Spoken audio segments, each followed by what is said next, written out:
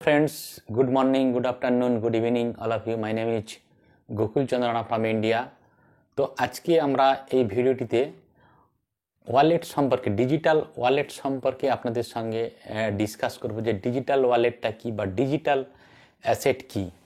তো তার সঙ্গে আমাদের সিস্টেমের সঙ্গে কি সম্পর্ক রয়েছে যা সেটা নিয়ে আপনাদের সঙ্গে শেয়ার করব। তার আগে বলবো যারা ভিডিওটি নতুন দেখছেন চ্যানেলটিকে সাবস্ক্রাইব করে নেবেন, লাইক শেয়ার কমেন্ট করবেন এবং পাশের বেল আইকনটিকে অন করে দেবেন যাতে নতুন নতুন কোনো ভিডিও আমরা এই চ্যানেলে পোস্ট করলে সহজে নোটিফিকেশানটা পেয়ে যান। তো চলে আসি যে ফার্স্ট হচ্ছে ডিজিটাল ওয়ালেট।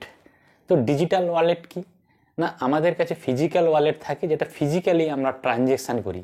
আমরা আমাদের মানি পাসে যে আমাদের যে এটা থাকে মানে ইনকামটা থাকে বা মানি পাসের মধ্যে যে লেনদেনটা হয় মানি পাসের থ্রু দিয়ে ফিজিক্যালি টাকা পয়সা বলুন, সেটা হচ্ছে ফিজিক্যাল ওয়ালেট। আর ডিজিটাল ওয়ালেট হচ্ছে কি না, ডিজিটালি আমরা টাকা পয়সা যেভাবে ডলার বলুন টাকা বলুন আমাদের আইএনআর বলুন, যেটা ডিজিটালি আমরা ট্রান্সফার করি বা পেমেন্ট করি কাউকে, সেটা হচ্ছে ডিজিটালি ট্রান্সফার হচ্ছে বা ডিজিটাল ওয়ালেট থেকে ট্রান্সফার হচ্ছে, অর্থাৎ ব্যাংকের থ্রু থেকে বা ইউপিআইয়ের মাধ্যমে আমরা পেমেন্টটা করছি। আর ফিজিক্যাল হচ্ছে আমাদের মানি পাসে যে কারেন্সিটা থাকে বা ইন্ডিয়ান কারেন্সিতে আমাদের টাকা বলি বা পয়সা বলি, যেটা ডলার হলে আমাদের ডলারে অনেকে বাইরে যারা থাকেন তাদের ডলারে পেমেন্ট করেন, তাদের ডলারের থ্রু দিয়ে হয়। তো সেটা হচ্ছে ফিজিক্যাল অ্যাসেট। ডিজিটাল অ্যাসেট আমরা ডিজিটালি ডলার বলুন বা আইএনআর বলুন ইউপিআইয়ের মাধ্যমে যে পেমেন্টটা করি সেটা হচ্ছে ডিজিটাল অ্যাসেট। এই ডিজিটাল অ্যাসেটের মধ্যে কি রয়েছে, যে ডিজিটাল অ্যাসেটটা কার মাধ্যমে আমরা পেমেন্ট করব, কোথায় সুরক্ষিত থাকবে, এই বিষয় নিয়ে অনেকের কনফিউশন থাকে। ব্যাংক থেকেও আমরা ট্রান্সফার করি, ব্যাংক আমাদের কাছে একটা সুরক্ষিত জায়গা। এছাড়া আদার্স অনেক ইউপিআই প্ল্যাটফর্ম রয়েছে বা আদার্স অনেক ওয়ালেট রয়েছে, সেখান থেকেও আমরা পেমেন্ট করি। তো সেটা কতটা সুরক্ষিত সেটা অনেকের কাছে ডাউট। তো সেই জায়গা থেকে আমি বলবো আমাদের এই সিস্টেম অর্থাৎ অনপ্যাসিভের জার্নিতে যে আমরা ওয়ালেটটা পেয়েছি সেটা হচ্ছে ডিজিটাল ওয়ালেট অর্থাৎ ও ওয়ালেট। আপনারা জানেন যে ও ওয়ালেট দীর্ঘদিন ধরে আমাদের এই সিস্টেম অনপ্যাসিভের ইকোসিস্টেমে রয়েছে। এই ও ওয়ালেটে কি হয়, আমাদের ইনকাম এসে এখানে জমবে, সেখান থেকে আমরা ট্রান্সফার করব সিকিউর ওয়েতে।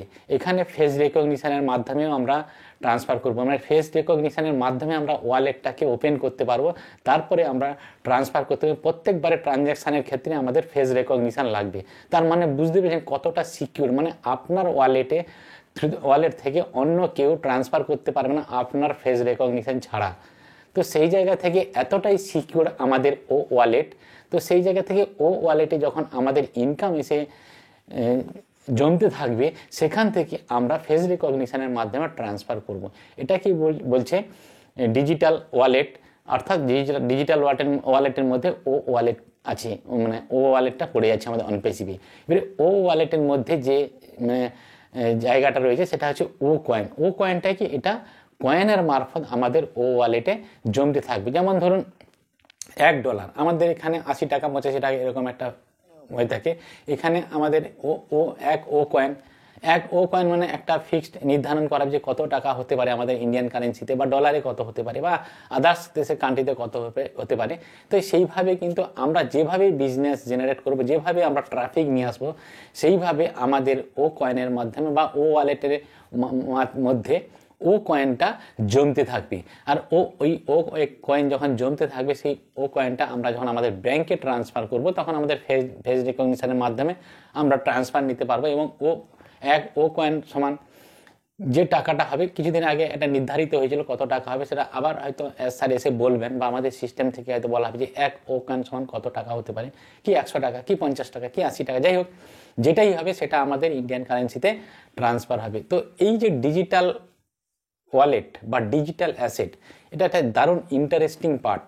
ডিজিটাল অ্যাসেট বা ডিজিটাল ওয়ালেটে মানুষ কেন বেশি এত মুখিয়ে আছে ডিজিটাল ওয়ালেটের দিকে, বা ডিজিটাল ওয়ালেটটাকে কেন মানুষ বেশি এখন পছন্দ করছে, তার কারণ হচ্ছে আপনি ফিজিক্যাল অ্যাসেট যদি করেন বা ফিজিক্যালি যখন কোনো কিছু ক্রিয়েট করবেন, সেই ফিজিক্যাল অ্যাসেটের মধ্যে অনেকের মধ্যে একটা চোখে লাগবে বা অনেকে কি হয় মানুষ অন্য কারোর ভালো দেখতে চায় না, এটা আপনারা জানেন। তো সেই জায়গা থেকে আপনি যখন ফিজিক্যালি কোনো কিছু করবেন, একটা 10তলা বিল্ডিং করছেন, কি একটা নার্সিংহোম করছেন, কি একটা বিশাল বাড়ি করেছেন, কি একটা গাড়ি করেছেন, মানুষ আপনার ভালো যারা চায় না তারা কিন্তু ওই ওই অ্যাসেটের উপরে একটা আপনাকে সবসময়ের জন্য একটা নেগলিজেন্সি করবে বা আপনার হয়ে ভুলভাল কথা তার কাছে বলতে থাকবে, বা আপনাকে তারা পছন্দ করবে না, বা আপনাকে টেনে ধরার চেষ্টা করবে। আপনি যে বাড়ছেন এতটা আপনাকে টেনে ধরার চেষ্টা করবে, এরকম আপনার ভালো যেতে কেউ চায় না।